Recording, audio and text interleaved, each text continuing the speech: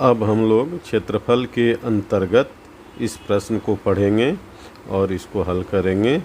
आइए पढ़ते हैं, इसको देखते हैं इसमें क्या दिया हुआ है। एक दिए हुए त्रिभुज A B C के क्षेत्रफल के बराबर एक आयत की रचना कीजिए। जबकि त्रिभुज का आधार 5.8 सेमी, आधार कोण ब 50 अंश तथा भुजा AB बराबर 4 सेमी ज्ञात है। तो सबसे पहले हम ये देखते हैं कि इसमें क्या दिया हुआ है और हमें रचना किसकी करनी है। हमेशा जब हम किसी निर्णय को बनाते हैं तो उसमें 2 प्रश्न अवश्य करते हैं जिससे कि हमें पता चले कि क्या दिया हुआ है। तो इसमें ये कह रहा है कि एक दिए हुए त्रिभुज यानी त्रिभुज दिया हुआ है और जिसका नाम A, B और C है। अब इसी के क्षेत्रफल के बराबर एक आयत की रचना करनी है। एक आयत की इसके क्षेत्रफल के बराबर हमें रचना करनी है। जब हम जिसकी रचना करनी होती है तो उसे हम डार्क रेखा में बनाते हैं और जो दिया हुआ होता है उसे हल्की लाइन में बनाते हैं। जैसे इसमें त्रिभुज दिया हुआ है तो इसको हम हल्की लाइन में, और इसमें आयत दिया हुआ है तो ये डार्क रेखा में बनाया जाएगा। इसमें त्रिभुज का नाप भी दिया हुआ है, इस नाप को लिख लेते हैं। कितना क्या है। इसमें कोण ब 50 अंश दिया हुआ है और A B भुजा, ये A और B भुजा 4 सेमी है तथा इसका आधार ये B है, ये 5.8 सेमी है। तो सबसे पहले हम ये दिए हुए त्रिभुज को बना लेंगे। इसको बनाने के लिए हम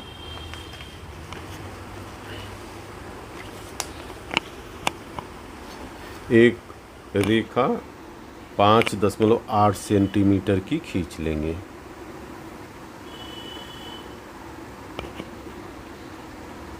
पाँच 5.8 सेमी की रेखा यहाँ से यहाँ 5 और 0.8 तक आएंगे। यहाँ 5 है और छोटी छोटी ये खाने 8 और गिन लेते हैं तो 5.8 हो जाता है। अब इसका नाम लिख लेंगे क्योंकि आधार रेखा है। इसका नाम B C है, B और C है। इसकी नाप भी लिख देंगे 5.8 सेमी। अब 50 अंश का कोण बनाएंगे क्योंकि कोण B यहाँ पर 50 अंश दिया हुआ है। तो हम चांदी की सहायता से 50 अंश की कोण बना लेंगे। ये इस B बिंदु पर यहाँ रखेंगे, इस लाइन को यहाँ मिला लेंगे और यहाँ से हम देखेंगे 50 ये है, 50 में एक निशान लगा लेंगे और इसे, ये 4 सेमी का है तो 4 सेमी हम खींच सकते हैं। अभी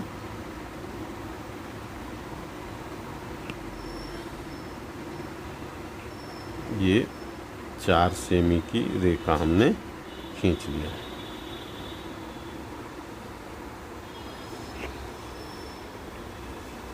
ये रेखा 4 सेमी की, यहाँ पर हम लिख देंगे A और S और A को मिला देंगे।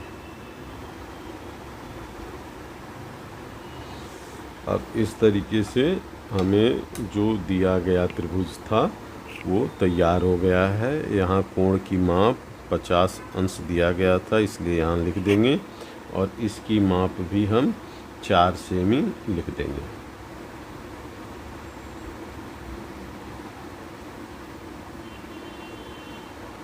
अब इतना तो दिया गया था लेकिन हमें इस त्रिभुज के बराबर एक आयत की रचना करनी थी।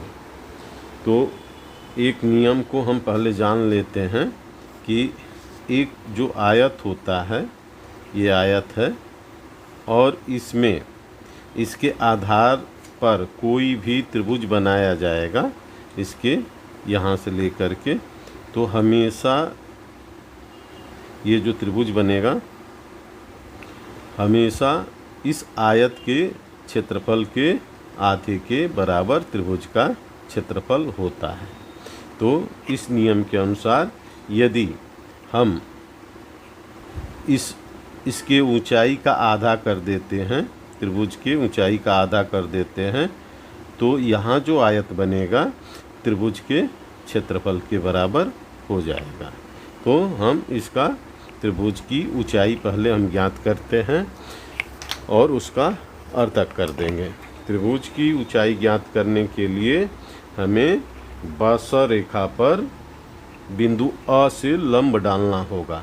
और जैसा कि मैं पहले आप लोगों को बता चुका हूं कि लंब किसी बिंदु से किसी रेखा पर कैसे डाला जाता है, उसको भी देखना आवश्यक है। और यहाँ भी आप इस बात को समझ सकते हैं। हमने अ को केंद्र मानकर बस से उचित दूरी पर एक त्रिज्या लेंगे और इस तरीके से लेंगे कि ये दोनों तरफ इसको बस को काटें।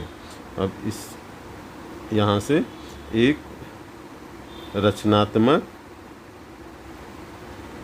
चाप लगाएंगे जो कि बस रेखा को दो बिंदुओं पर काट रहा है। अब यहाँ से इसके एक सिरे से को केंद्र मानकर और आधे से अधिक दूरी लेकर नीचे की तरफ ऐसे चाप लगा देंगे और इसके दूसरे सिरे पर भी प्रकार को रखेंगे और पहले वाले चाप को इस तरीके से काट देंगे। अब अ से इसको मिला देंगे।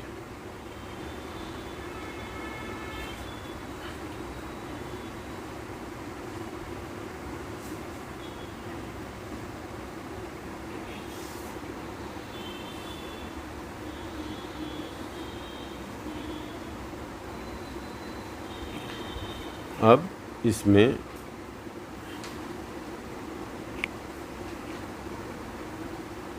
यहाँ पर एक नाम लिख देंगे कोई भी।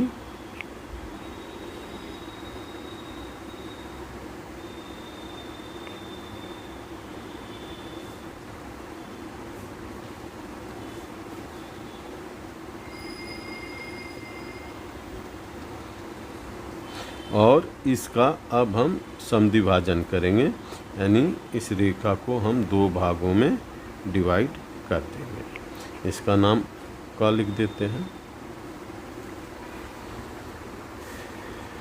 क को केंद्र मानकर अब ये क और रेखा जो है त्रिभुज की ऊंचाई के बराबर है और इसका हम अब समद्विभाजन करेंगे।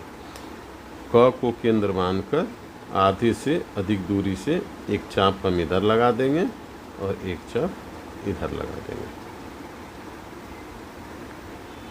और अ को केंद्र मानकर इन दोनों चापों को ऐसे काट देंगे और इधर भी काटेंगे। ये यहीं काट रहा है और इसे और क्लियर कर देंगे। अब इसको हम मिला देंगे।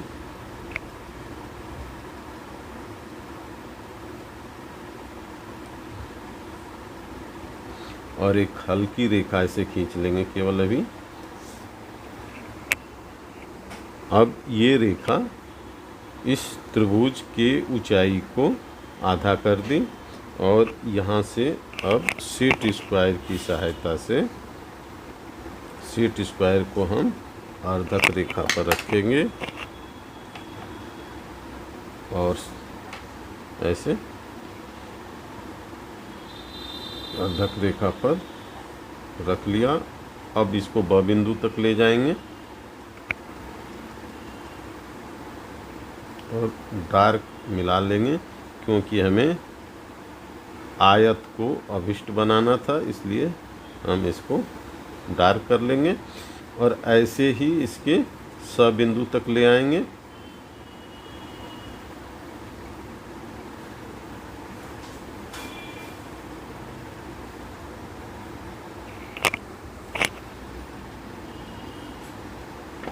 इसके और इसे भी डार्क ही मिला देंगे ऐसे। अब इसे भी हम डार्क रेखा में मिला देंगे।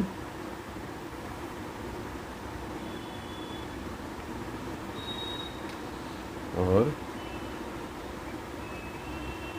नीचे की भी रेखा को हम ऐसे डार्क कर देंगे।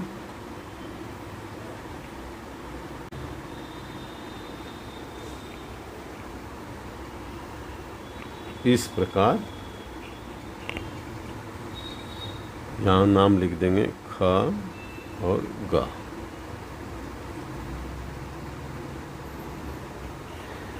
इस प्रकार अभिष्ट आयत ब स ख ग होगा और इसे हम नीचे लिख देंगे कि आयत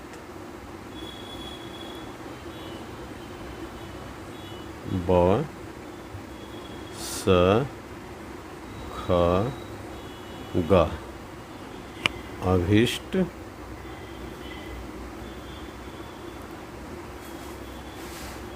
है।